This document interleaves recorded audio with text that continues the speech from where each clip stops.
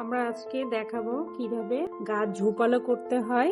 ঝোপালো করতে হলে তো ডাল কাটতে হয়, এবং কিভাবে সে ডাল কাটিং হিসেবে কাটা যায় দুটো একসাথে দেখাবো।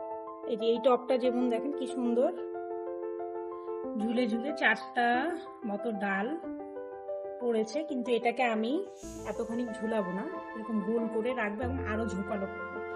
এই কারণে ডালগুলো কাটবো। প্রথমে দেখায় এই যে এই ডালটা ঠিক আমি এই বরাবর কাটবো, কেটে দিলাম।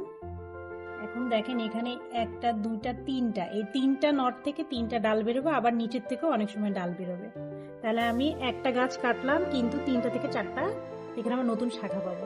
ঠিক সেইভাবে এটা আর একটু ভিতর থেকে কাটবো। ঠিক এই যে নোট, এই যে পাতা বের হয়, এই নোটের এই যে শিকড়টা এর নিচ থেকে কাটবো। এটাও তাই, এটা শিকড় আছে, এই ঠিক শিকড়ের এখান থেকে এটা থাক, এটা কাটবো না, একেবারে বেশি ন্যাড়া দেখা যাবে, এটা কাটবো। এখান দিয়েও শিকড় বেরিয়েছে এই যে। এখন প্রতিটা ডালের যে কটা নোট থাকবে সেখান থেকে আবার নতুন করে বের হয়ে এটাকে আরো বেশি ঝোপালো করবে। এটা হচ্ছে ঝোপালো করার একটা ট্রিক, যত কাটবেন তত বেশি ঝোপালো হবে।